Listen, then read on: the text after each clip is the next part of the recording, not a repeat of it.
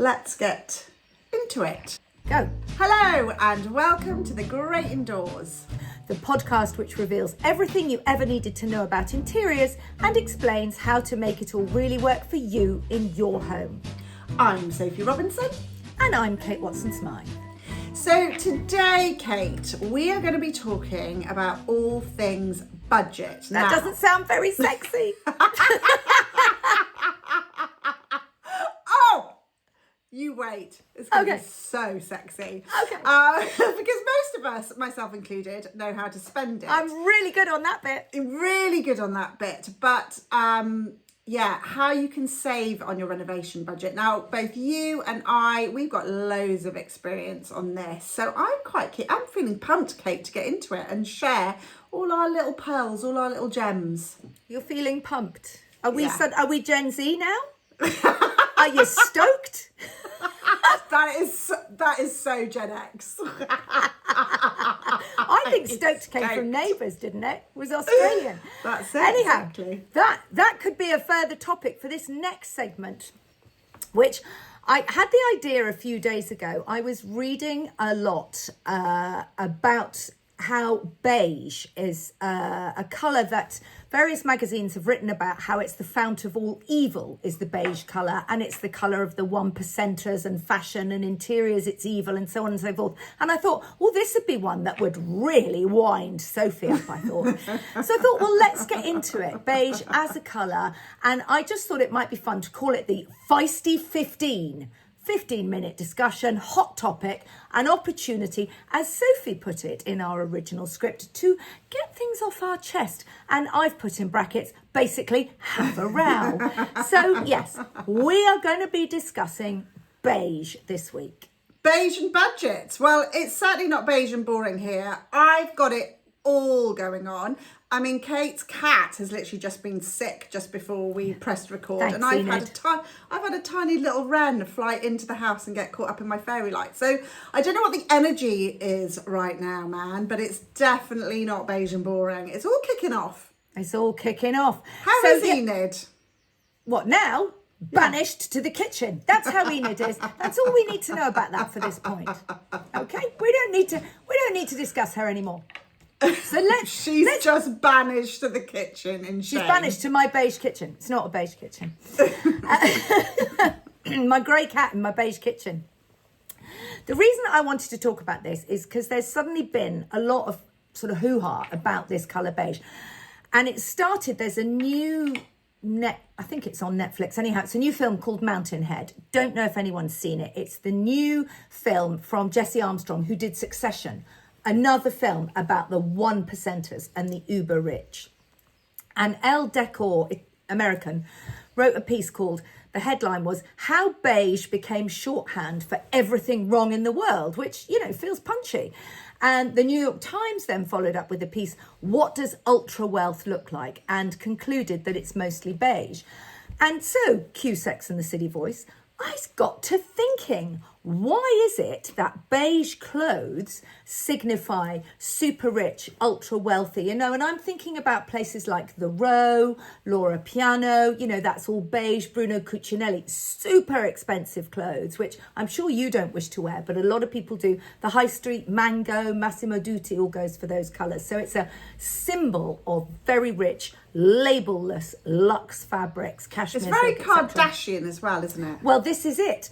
But then when you come, Kardashians are very, they're very beige. So the clothes thing is that, and it is, again, not for you and a lot of people, but there's a lot of people wanting to dress like that. But when it comes to interiors, everybody goes, oh no, beige, it's boring, it's horrible. I believe you have your hashtag, ban the beige. So I wondered, why are beige clothes regarded as luxury expensive, and why are beige interiors regarded as very bland? Go. Oh no, I mean, I think beige clothes and beige interiors are bland. I mean, that's just universal across the board. It's all bland.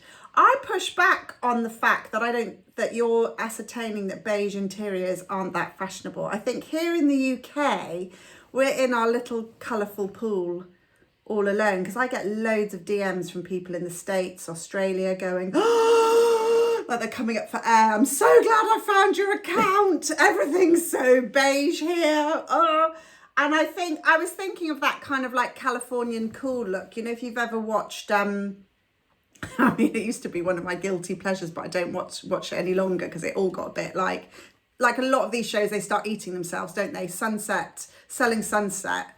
Oh yeah, that's very beige. Multi-million realtors. Again, yes. But it's also beige, this Californian beige. It's like the boot clay pebble sofa, the white marble here, there and everywhere. I mean, you know, there might be a rattan basket or lampshade thrown in for a bit of interest, but other than that, it's super, super beige.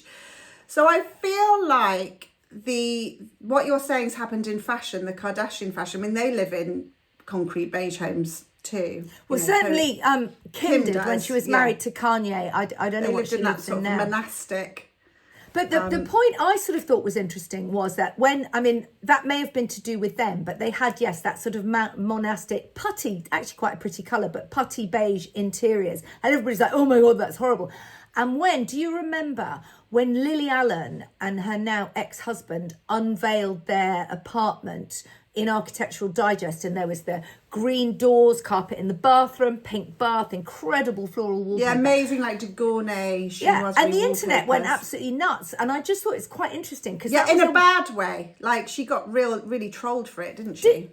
You see, that was not my reading. I thought the internet loved it. I loved it. I mean, she got trolled for carpet in the bathroom. That's a different thing. But that green sitting room. And I just felt it's not a double standard, but there's two things here. It's like beige clothes, oh, you're super wealthy. Beige interiors, rubbish. Colourful interiors, we like that. But we don't like beige interiors. Lily Allen doesn't wear beige. I mean, she's definitely in the 1%er. She's an extremely wealthy woman, but she still wears a lot of colour and has a lot of colour in her home that they feel quite aligned. I mean, I just sort of think back to the Queen of Taupe, Kelly Hoppen, who has been rolling out 50 Shades of Beige for probably half a century. I think you'll find it's taupe, darling. Yes, exactly. And, you know, what I love about Kelly is she's completely not on any trend bandwagon. It's just her thing. She also has a very high net worth customer. I think in that Al Decor quote, they talked about, you know, this beige goes from everything from Manhattan apartments all the way to ski chalets.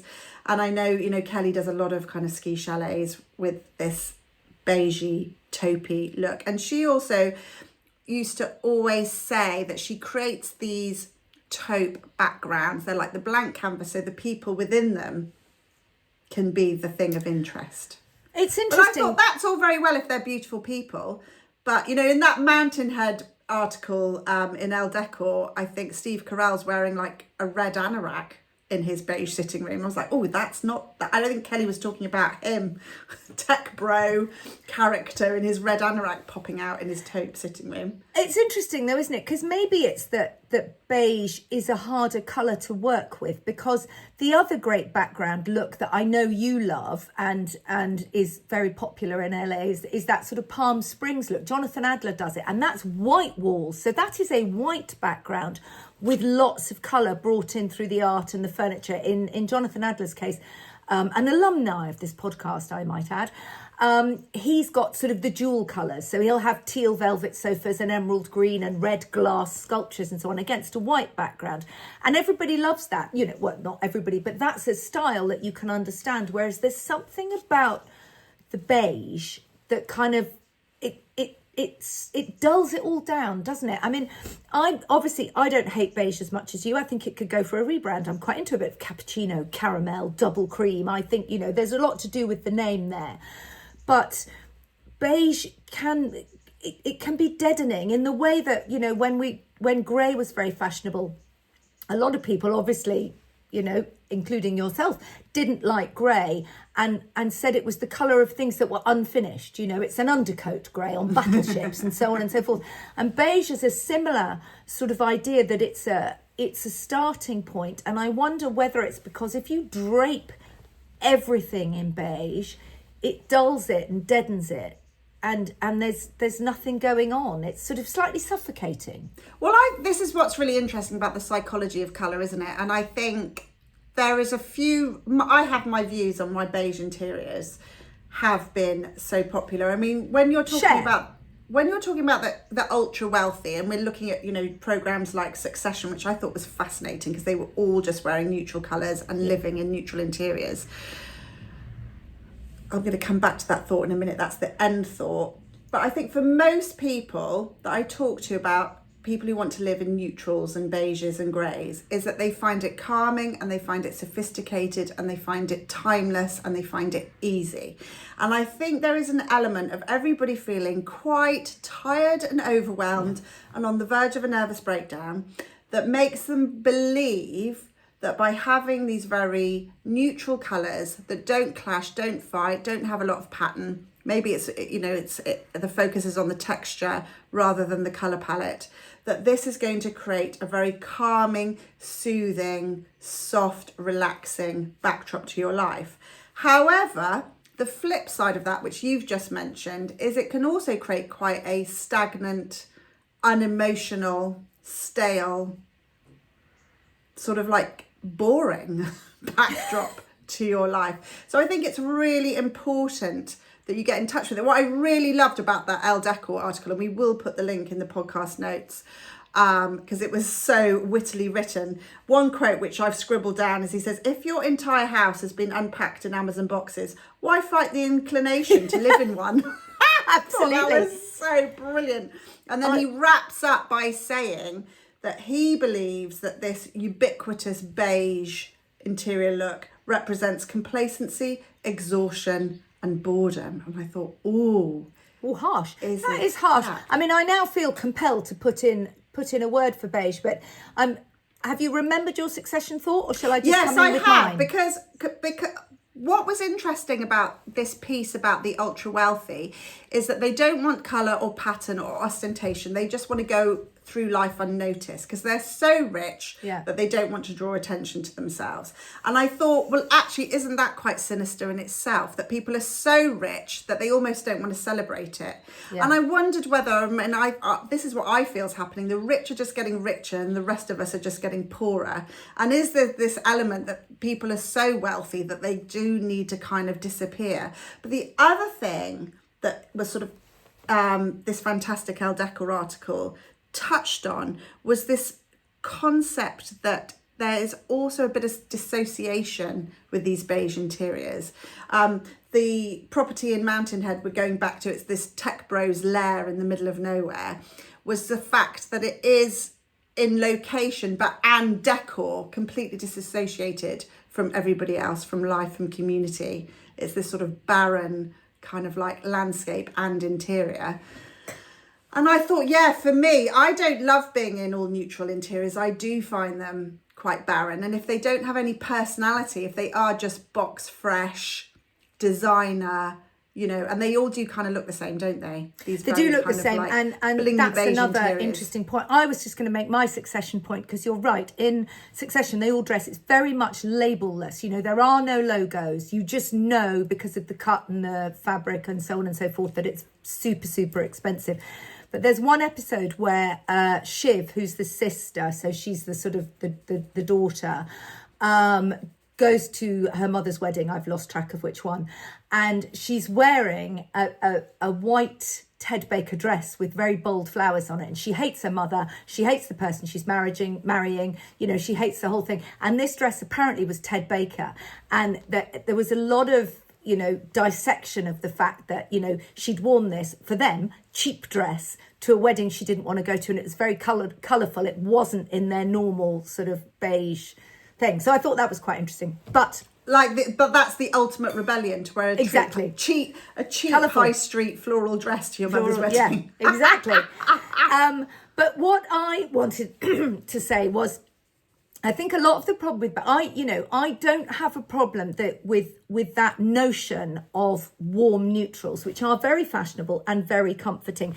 The problem I think with beige is that it's a particular version of neutrals, which is, you know, it's a bit white, it's a bit brown, it's a bit grey, it's got a bit of yellow in it. It's not a very friendly colour. You know, you add a bit of pink and you get to sort of, you know, pinky beiges or mushrooms. They're all much more friendly. So I wonder whether, you know, beige per se needs a rebrand. But there was another point you touched on. If you want to layer those very neutral shades. It's all about texture. So actually, you do need a bit of boucle. You do need, this is where I can't do it, okay? Beige with modern pale oak wood. That's where you get international hotel, which is bland and boring, and I don't like it. But all means, knock yourself out with lots of shades of beige, but you know, an antique dark wood table, that's going to rough it up a bit. And beige in the right colours, loves a bit of burgundy, can take those sort of other colours. So you just need to bring something more to your party. And I'm going to give you one more thought, because we're nearly at the end of 15, and I've got one. I've found a place for you. You're going to love it. So do you want to wrap up your argument against beige? Oh my gosh, you literally elevator.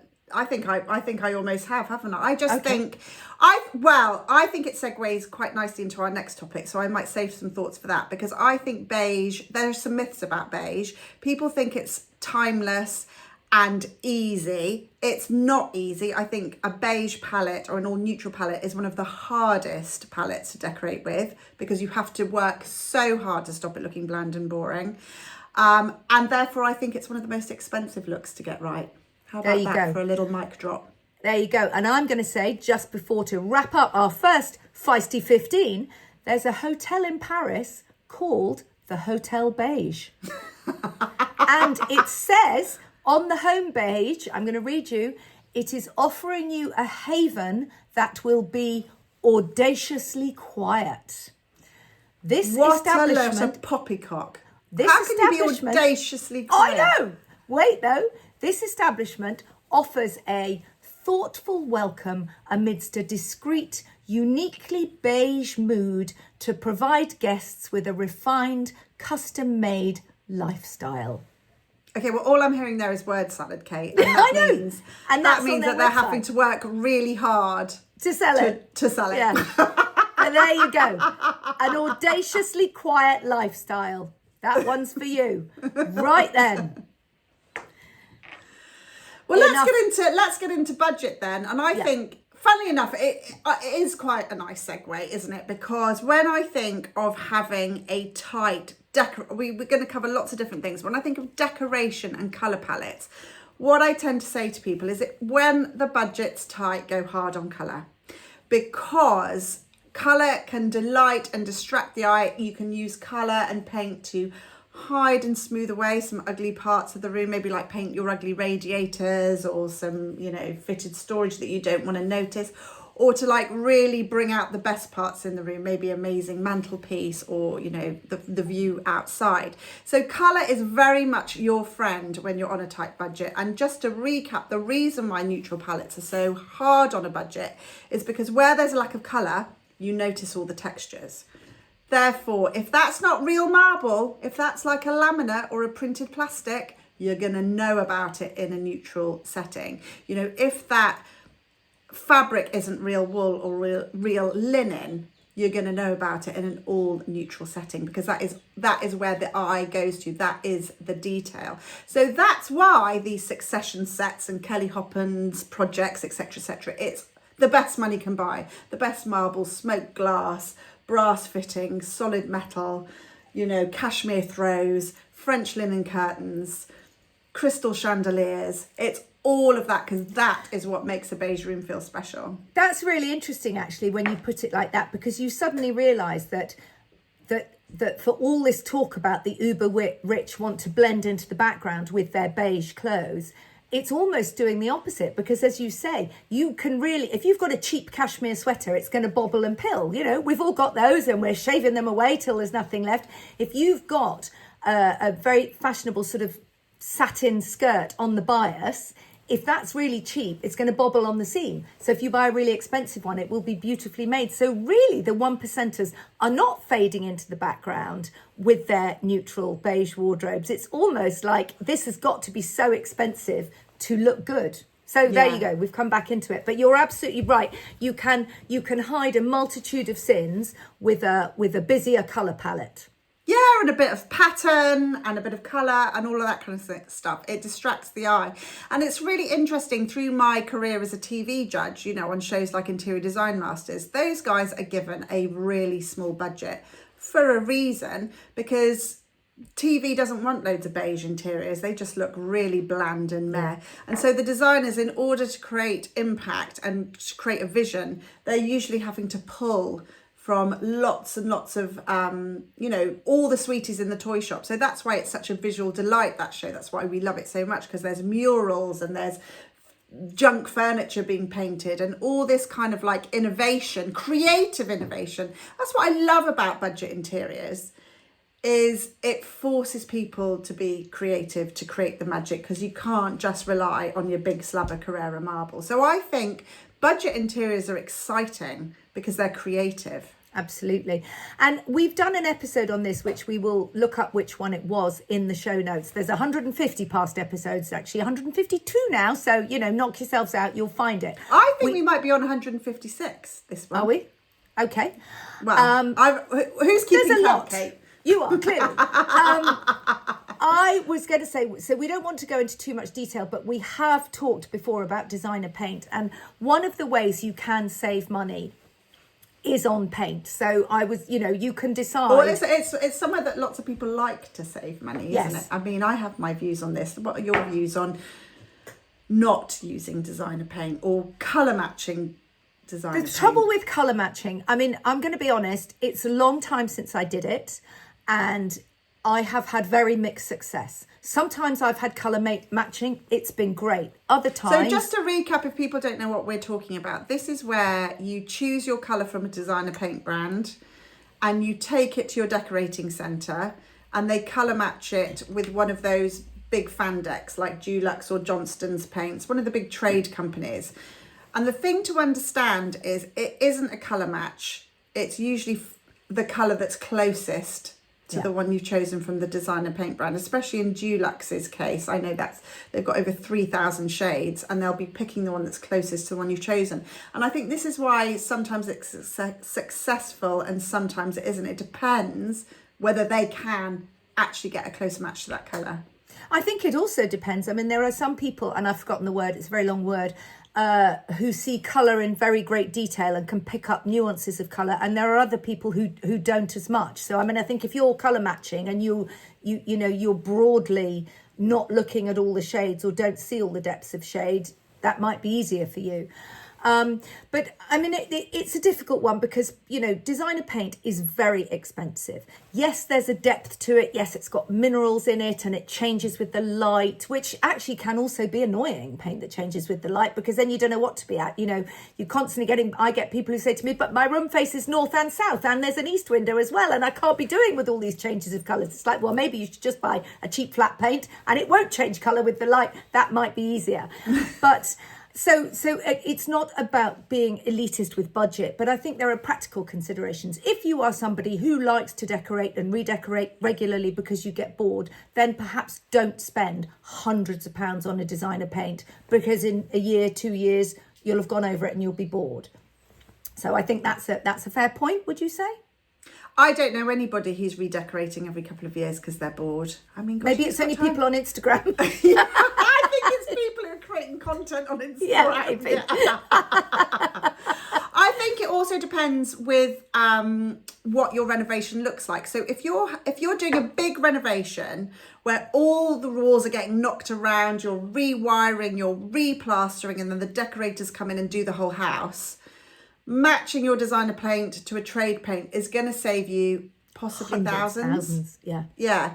If you're just doing one room at a time, which is what I've done, years apart from one another, it might not be the make or break difference of buying 5 litres of designer paint or 5 litres of a trade colour. So I think this is what's so difficult when we talk about budget, because there's not one rule for everybody. The other thing I would say is, how important is that particular colour to you? So one case in point, my hallway is this incredible colour called Lazuli, which is a Zoffany paint, and it's a blue colour, which I must be one of those people with a really heightened sense of colour, Kate, because I'm literally look at all the blues, and this was the blue. It's got the right level of intensity, it's got a little bit of black, and it's got a little bit of kind of like reddy purple undertone, so it's a nice warm jewelly blue. It's not too cool, it's not too yellow, it's perfect in the light. It's an expensive paint, but it was and I've just drenched it. It's on all the skirts, all the walls. It goes all the way up the landing. And I've even brought it here into my office on the cabinetry. It's a really important colour to me. So I was prepared to spend a lot of money on it. I think that's a really good point. So yes, pick your room. You might want, if your sitting room is a room you spend a lot of time in, maybe that's the one, or maybe it's your kitchen, a good hard wearing paint. So yes, you can balance like that. What I was going to say, because I think for many of us, budget is always balance, isn't it? And I used to say years ago when I did consultations, I am not going to get into your budget for you.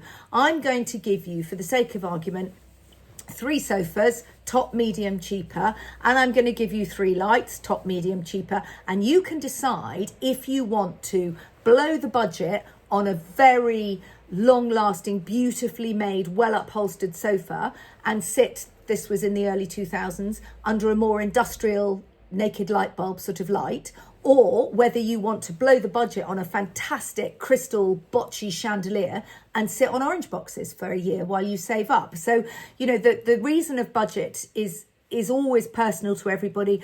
My affordable might not be yours and vice versa. But the things to consider, perhaps if you save on paint, something I think very important, which often falls off the edge, is you could perhaps spend more money on your light switches, your touch points, because those can be expensive because you need a lot of light switches and sockets in a house.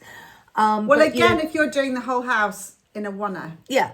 That comes back to the renovation thing, isn't it? Exactly. And famously, a very, very high-end interior designer. I mean, so posh, Ben Pentreath. Yeah.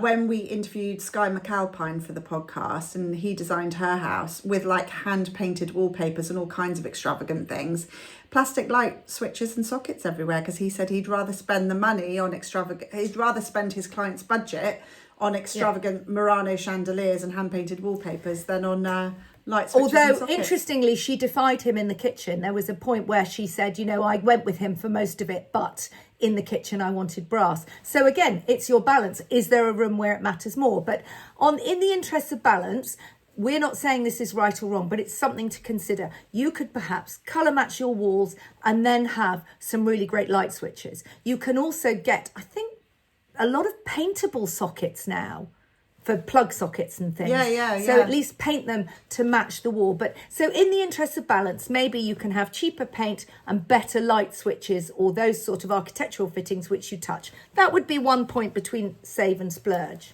I've got another one. You've got another one? Which might be more on fire. I'm on fire. This one might be more controversial. I think you can save on the light fittings. Yes, the lamps. Yes, I agree, actually. I think you need to spend money on the bulbs. Bulbs are really expensive now because they're mostly LED and they last for a long time. There's 50 billion different shades of light. It's really difficult to get right. And shapes. Oh, God, it's so exhausting. hard. And you never, it is to, quote our friend Jane, the truth universally acknowledged that a lamp in need of a bulb, I can't make it work anymore. You never have the right bulb in the house for what you need. It doesn't matter. I've got drawers, rooms full of bulbs. The one that blows, I haven't got the right one. I think you can buy on the high street from Zara, from H&M, you can buy La Redoute, fantastic lamps and lamp fittings, which are very affordable. You can decide what your budget is and spend within that. But the bulbs can make or break a room. Educate me. I did not know this. I've known about the sort of high street lighting for a long time. I've got loads of high street lighting. I myself have some fantastic lighting at Dunelm at extremely affordable prices.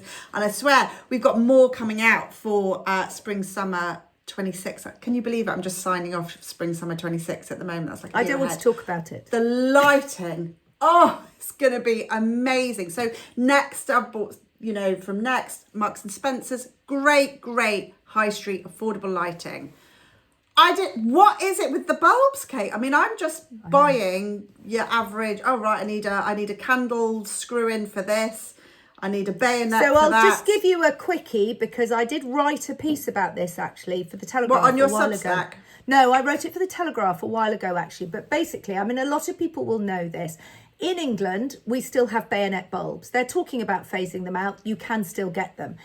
In Italy, for example, No bayonet bulbs. So we What's wrong with bayonet bulbs? Well, they've all gone over for screw. It'll be a universal thing. But I mean, we took over some of our old lamps from our London house to the house in Italy. And we, every now and then, when we drive over in the car, we have to travel over with a bayonet light bulb like this so we don't break it because we can't get them there. And you can also buy converters. Look on Amazon, you can convert bayonets to screws. And E14, that is the size, that's the millimetre width. So a 14 is a small screw-in bulb and E27 is your standard fat screw-in bulb. And the other thing people are looking at now, and it's too complicated to get into the difference between lumens and kelvins and LEDs and so on. You might be quick at explaining that. But basically, if you're looking now, more and more LED lights come in kelvins, and that's how warm the light is. And that's what you want to be looking at. So 2,700 kelvins is, I think, a really nice everyday go-to lamp that's going to give you a warm light that is bright enough to see by. That's my standard. Less than 2,700, you're edging down towards dim candle. 4,000, 5,000 kelvins is probably daylight. So you're around there is about right. Yes. I wasn't expecting such a big lesson. And all I'm going to say is we are talking about lighting in a future episode. And this is our budget episode, Kate Watson-Smythe.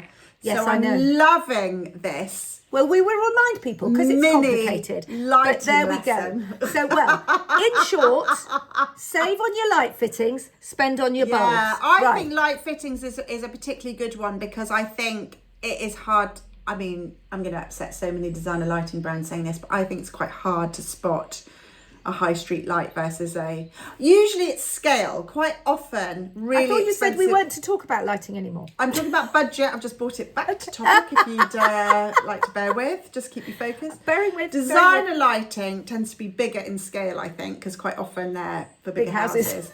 Yeah. And high street lighting tends to be smaller. I can get quite frustrated by this because I love a big lamp. You know, I don't have a high ceilinged, you know, my house is very average in size, but I still love really big lamps. And that's the one thing that frustrates me about the high street is they all can be quite piddly. So if you can get big scale is another way, I think, of making something look more expensive than it really is. In fact, actually, I'm doing a giant chandelier at Dunelm. It's absolutely massive, and it comes in cobalt blue glass or emerald green glass.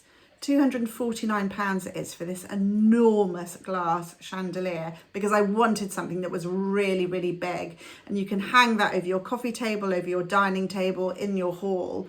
And you are getting so much bling for your buck rather than a little piddly chandelier, which never really I mean, I think expensive. it's another truism, basically, and we can get into this more in another episode. But big is often better.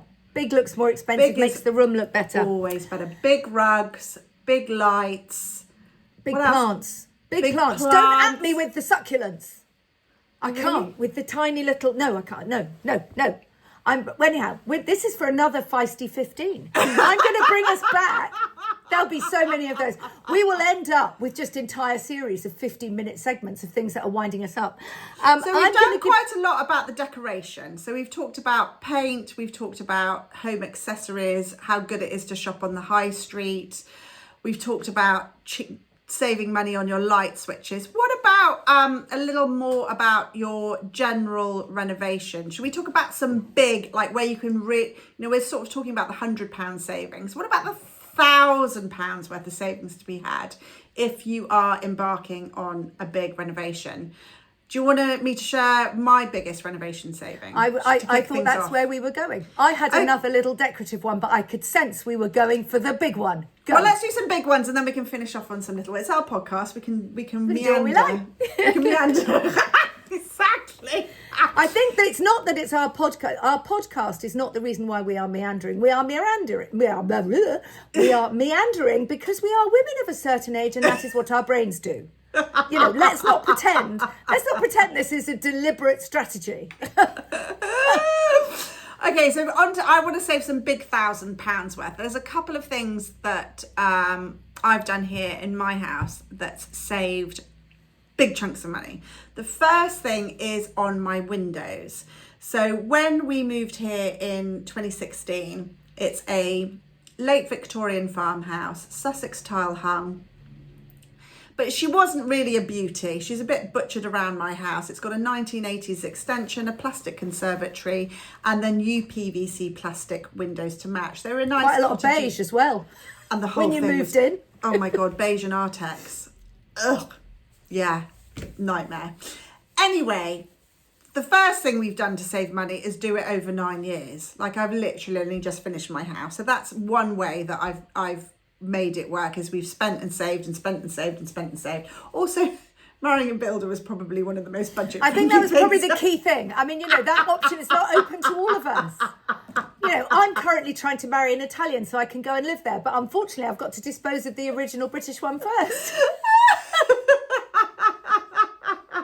Anyway, let's gloss over that. So, biggest thing that Tom and I argued with when we bought the house is I wanted to rip out all the windows because I didn't think white plastic UPVC windows were the right thing for a Victorian farmhouse. They were white, plastic and shiny, and they just glared out against the render and indeed the interior. And they just made the whole house feel cheaper. And he was like, categorically, absolutely not. First of all, let's see the quote you've just had for the windows, which was kind of over 16 grand. And that wasn't even doing the whole house. That was just doing the old part of the house, £16,000, which would probably be more like 25 now, wouldn't it, in today's money? And he said they're perfectly viable windows. We're not ripping them out and putting them in landfill. Think again. So I sulked and sulked and sulked. And then I thought, well, I'll just paint them because, if that doesn't work and I ruin them, then he'll be forced to change them, won't he? Which is awful. And I bet that was actually your plan. It wasn't, I've given in, I'll just paint them. It was, I'll paint them and he'll see how bad they'll look and then I'll win. Be honest to be David Beckham. We painted them and it has been the best thing ever because they haven't flaked and peeled and cracked and they look as good as the day we painted them 4 years ago, and here's why. We used an all-surface primer, used a little green product which can be tinted to match your top colour. And what's great about plastic windows is there's no filling or sanding or preparation. It's literally clean them within an inch of their life. We gave them a little tickle with some wire wool, but they do say you don't even need to do that. That was just our decorator's anxiety. He wanted to give them a little bit of a key. And then put the undercoat on. And what's great about Universal Primer is it's designed for substrates like plastic. And then you can put your regular acrylic eggshell, exterior eggshell on top in any colour you like. So my shiny black windows are now this lovely matte lamp black. The reason why they look as good as the day they're painted, and Tom explained this to me, he said, while wood, which is what I would have put in instead, isn't a stable substrate. It expands, it cracks, water gets into the cracks, needs maintenance, it rots, and that's why they need refilling and repainting every 3 years, which was another reason why he didn't want to change the plastic windows for wood, because he didn't want that unnecessary maintenance. So he said actually painting plastic windows is ideal because they don't do all of that. So actually I'm prepared to have to repaint them at some point, but the argument being that I would have had to have done that to the wood windows anyway. So they're not maintenance free. Like UPVC windows are sold as maintenance free. Put them in, you never have to touch them again. Now I've painted them, I will have to give them another lick at some point, but 4 years in, not yet. I want to add my own window story to that, is that, also my windows goes in a different direction. You had plastic windows to start with and they paint very well. So in a way, you were kind of lucky that you had those because they're draft proof, they fit well, the mechanisms work. When I moved into this house, your London house? My London house. We had original, actually they weren't original. The house is Victorian. The windows we moved in had been installed because we found a bit of newspaper in the casement in, I think, the 1920s or 30s. So 100-year-old wooden sash windows, single glazed. And we knew that windows are really expensive. So we had the window specialist round and we said, look, the frames are actually pretty good, but they could just do with a bit of restoration because we don't need to replace them. And he said, I can absolutely restore these for you and check the ropes and clean them all up and reputty them and so on and so forth. He said, the thing is, that will cost you half what it will to replace. So you think, brilliant, I'm being really canny with the budget. And he said, but they will still be single glazed. And that for us was the issue. So we, in the end, had to find, and this is also, you know, we don't need to spell it out to you, need a contingency budget. We had to spend thousands of pounds replacing all the windows, because to have repaired them all and stayed with single glazing would have been a false economy. And because they weren't plastic, we didn't have the option of painting them. So, you know, this is where you have to think again in terms of your budget. You need to make sure your house is watertight and draft proof and the windows don't leak, because, you know, there's no point spending a lot of money on a beautiful sofa and putting it in front of a single glazed window where the rain comes in or the draft comes in. I mean, I was literally wearing a hat that first winter because the wind was howling through. And yes, they could have reputtied around the edges of the single glass, but the glass was old, it was thin.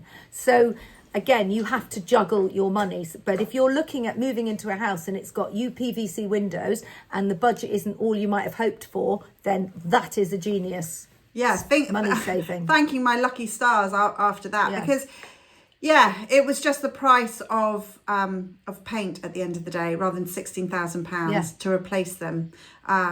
So it's sometimes thinking outside the book. And again, colour and paint is your best friend. I chose to paint them lamp black because then they kind of disappear. Yeah. Actually, they look, because we hand brushed them rather than sprayed them. To be honest, from the outside, you cannot tell they're plastic windows. They just look like timber windows. It's super, super clever. Contingency is an interesting one. We got stung with something that we weren't expecting to have to pay for. As you've already alluded to, the whole house was beige, Artex, hideous when we moved in. So I just wanted to paint colour everywhere. And one of the last rooms to paint was this room that I'm sat in now, which is now my office, which they had as a dining room. And we actually used as sort of like a builder's storage room for the first few years. It's where we just kept all the bags of cement and tools and ladders. And it was just, you know, general chaos. And when that got cleared out, I was like, oh, let's get some colour on the walls. And I pulled this huge cupboard away and there was just mould everywhere. And Tom was like, that's not good. That's a rising damp issue. And it's annoying because on the survey it came up that this house did have a damp proof course, but what Tom discovered is it hadn't been installed properly. Right, so it failed. Yeah. It had failed. And Tom was like, this is huge. We've got to hack off. We've got to take off all the radiators off all the walls, hack off all the plaster, put a damp proof course in. And I could just see my decoration budget like evaporate before my eyes. I was like, oh no, it's fine. Let's just push that cupboard back. Let the air circulate a bit around the back, it'll be fine. I was literally like, we'll just put a humidifier in here and let's just push this cupboard back. And then Tom, being a builder, was like, no. He just, once he knows that's there, he was like, he's right. It's painful, but he's right. Again, you have to deal with the architectural issues before you can do the nice, pretty bits. But, you know, so then what happened was, okay, all the radiators came off, all the plaster came off. And then Tom was like, since all the radiators are off the wall, we should really think about putting underfloor heating in rather than sticking the radiators back on. And I was like, yeah, because again, it's this future proofing. And I think this is something you need to think about with your budget, a bit like your windows. Us with the underfloor heating is like, are you staying here for 2, 3, 4, 5 years? Or are you staying here for 10, 15, 20 years? We made a decision to do the underfloor heating based on the decision that we're going to be living here 5, 10, 15 years. And so therefore spending the money now was going to be worth it over the life of us enjoying the house. And I am so glad I don't have any radiators on my ground floor. From a decoration point of view, it's been brilliant. From a comfort point of view, there's nothing nicer than warm tiles in winter. And actually, I am pleased to say, even though this is an old house, probably thanks to my plastic windows, it has brought our energy bills down. It doesn't always work for people in old properties having underfloor heating, but for us, it's worked really, really well. So again, it's the budget can also, your decisions will affect how long you want to stay in a house and how much you want to invest in the bones of the house. And radiators is interesting. We went for cast iron radiators in our hall and sitting room. They're very beautiful and they're that sort of Victorian with a bit of engraving on them. We got them from cast iron radiators, and so they're almost a feature, but they fit with the house and they match the fireplace. We've got much simpler ones in the bedrooms where you see them less, and absolutely then you can just paint them. But so again, it always comes back to this architectural. And on that subject, it's about, can you make your rooms work where, do you need to move the bath, or can you replace the bath on the same plumbing system? Do you need to move the loo?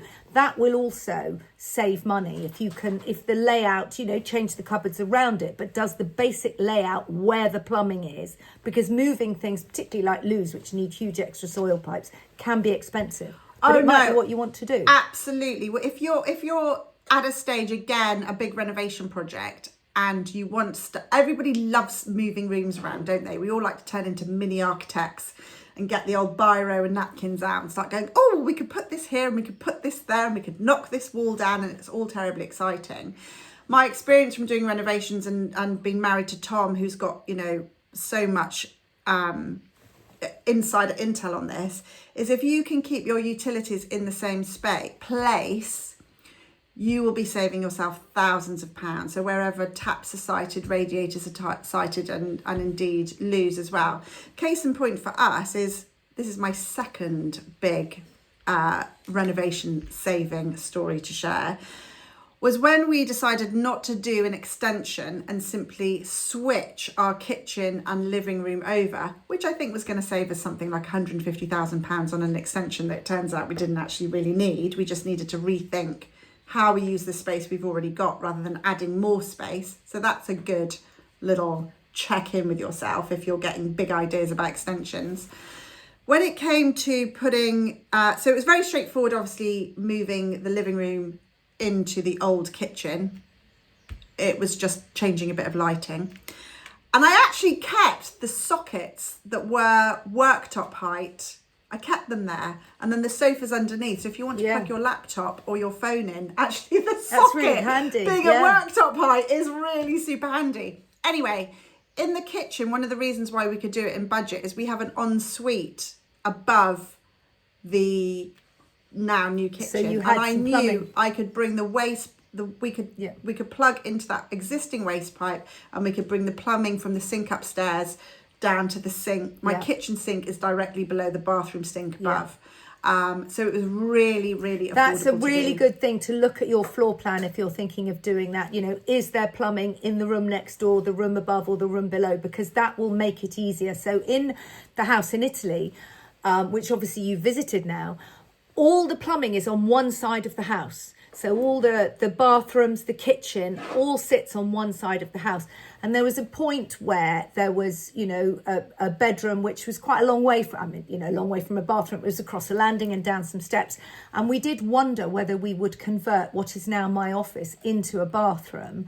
And we didn't, because we thought the cost of bringing that plumbing from the other side of the house through, under floors which we weren't taking up, or bringing, it was going to be prohibitive and a nightmare, so we didn't. And I now have a lovely office, and I'm very pleased about that. But that's the kind of thing you've got to look at. And again, in that house with light switches, because we had to rewire the whole house, and we essentially went round and just checked, was the furniture going to be where we wanted it, so we would have the sockets in the right place. And I think I mentioned this before, but just worth repeating, your builder will have a set cost probably per socket, per electrical fitting. So if your budget's running away with you, have a look at that and think, well, actually, maybe I could reduce a light there, or not have a socket there, and you can, juggle it a bit more there. But I don't want to repeat that one. So those are the big savings to think about. Brilliant. Well, I think we've covered loads there, Kate. Do you feel like we've exhausted? We could go on and on and on and on. We could go on. I was just going to have one more, which I think is something, there are many, many beautiful tiles around, and there are many beautiful, very expensive tiles around. But I like expensive tiles. Well, we do like expensive tiles, but sometimes the budget's run out at that point because you've had to move your boiler or paint your windows or whatever. Or do a damp-proof course. Tiles is actually one of the places you can save, because you can just get the very classic square tiles. Are very fashionable now, and you can get them in fairly sort of plain colours, and you can buy two colours and create your own checkerboard. Or you can buy Metro subway tiles and lay them in stripes, lay them in herringbones. You can do a lot of very good looking tile layouts with plain coloured cheap tiles in a variety of colours. And, you know, so you don't necessarily need to spend a fortune on tiles. Instead, make sure you get good quality taps, moving parts, lime scale. You need to buy good taps. Don't buy cheap taps. Okay. I've So been in burnt by that. bathrooms, good taps and shave the budget on the tiles. Yeah. Although doing that fancy herringbone technique, that's actually one of the most expensive tile Yes, layouts, because that's the and that's the wastage other is really point to high. make. That will be more in terms of labour. But, you know, I've just got a simple checkerboard. And, you know, you can do that, or a builder can do that, because instead of picking up another white one, he's picking up one from the green pile. So and there's less cutting. Tiling is quite expensive because it's not just Yeah. the tiles, it's the grout, the adhesive, and Yeah. if you're not handy, it's a tiler too. I've actually, in my bathroom, done away with them altogether. There are no tiles. Yeah, so And I've had that in used bathrooms, the wainscoting. green MDF, tongue and groove panelling behind the bath and the Yeah. basin instead. But I'm afraid I do love a beautifully patterned artisan tile. So Even do if I. you've just got a So do I. few. But we're taught, you know, if you're doing a big house and you're looking at budget, you know, that can be a way to save money, Yes. because it is crucial to have good taps. And the other one I would say, because I'm sitting here now very comfortably, is you can buy a cheap desk. It's just a table. But if you work from home, you need a good chair. Oh, okay. Well, that's a bit like, you know, you could buy a cheap bedroom furniture but buy an expensive mattress. Absolutely. It's those touch points, isn't it? Yes, exactly. And the mattress is going to support your back, you know, and the frame is, I mean, yes, there's what you lay the mattress on. That's getting into the weeds of it. But essentially speaking, you can buy a plain divan to support your mattress. You can paint a headboard. You can hang a curtain. You can, you know, do whatever you want with the headboard to make it more decorative. But the mattress is crucial. So when And I you're think juggling it's- your budget, it's this on the one hand, on the other, isn't it? Yeah, and I think, you know, that's we bought a very expensive bed when we first lived here, and then I lay in it looking at my Artex ceiling for many years. But I think it's a little bit of the like buy once, buy well. You know, Buy cheap, buy twice. yeah, because if I'd have bought a really cheap mattress, and could have got the Artex ceiling done quicker, I would have wanted to have changed that bed at some point. And got Yeah, you would. something. And again, you can sort of kick some things down the line. I mean, actually, we had in our last house, we had a very good mattress, and it wasn't Artex, it's that wood chip wallpaper on the ceiling. Yeah. And the thing, sorry, I can hear noises in the street. That's because we're live, so nothing I can do about that. Where we had this wood chip wallpaper. Now, in the sitting room, I would have got rid of it. We didn't have it. In the bedroom, I minded less because I knew if that was coming down, the ceiling was coming down with it. You know, that back then, and I haven't replaced the ceiling for a while, but we would have been looking at £3,000 then. It's messy, it's filthy, it's horrible work replacing ceilings. And so we didn't. And the other reason was that we both wear glasses. So actually, when we're lying in bed, we can't see the wood chippiness of the ceiling. So it was fine. I love Can't see that far. I love that. That is the That's my ultimate hot tip. budget hack. Is if the money's tight, just take off your glasses. There you go.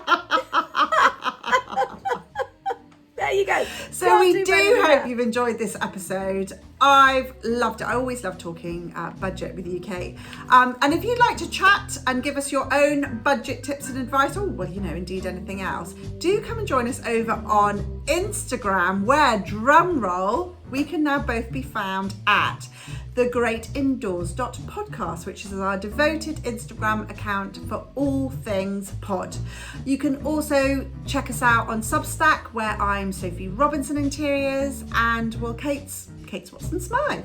There, drum roll, no surprises there. Substack is the space where we love to share everything that we talk about with interiors, and, you know, come on over and follow us there. So I've written about, you know, everything from how to buy art for your walls and how to hang it to, case in point, planning lighting. And I also run a monthly live drop-in design clinic where you can turn up and ask me questions in live. You'll also find the entire back catalogue of my award-winning blog posts from Mad About the House over there. And while I love Substack for up-to-date news, trends and inspiration, if you're looking to deepen your interior design knowledge, or you just want me to hold your hand through this clearly very complex renovation redecoration process, then do check out my online interior design school, which can be found at courses.sophierobinson.co.uk. This is where I share everything I know about interiors, including my groundbreaking colour psychology framework, which will help you decorate a home that's, well, just perfect for you. And that's all from us for now, but do join us next week where we will be continuing this series on sort of back to basics, how to do everything for the renovation. So a huge thank you to you for listening. And we'll see you in the great indoors. Bye!